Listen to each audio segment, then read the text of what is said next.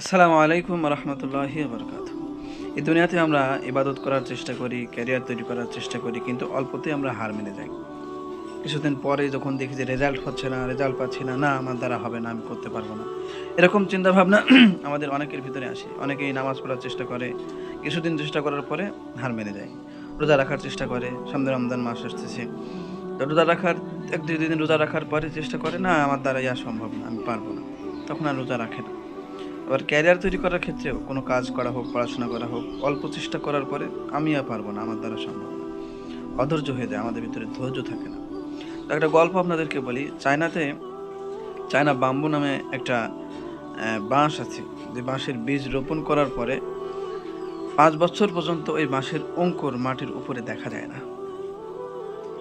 5 বছর শুধু সে মাটির নিচেই চেষ্টা করে তার শিকড়কে মজবুত করার, তার শিকড়কে গভীরে নিয়ে যাওয়ার জন্য।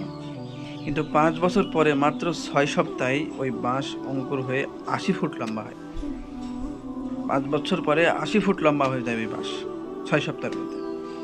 তাহলে সে ভিতরে ভিতরে চেষ্টা করেছে, মেহনত করেছে, ধৈর্য ধরেছে 5 বছর পর্যন্ত। তারপরে যখনই সে বের হয়েছে, একদম 6 সপ্তাহের মধ্যে 80 ফুট লম্বা হয়েছে। তাহলে ঠিক সেরকমভাবে আমাদেরকে ভিতরে ভিতরে মেহনত করতে হবে, চেষ্টা করতে হবে, ধৈর্য ধরতে হবে।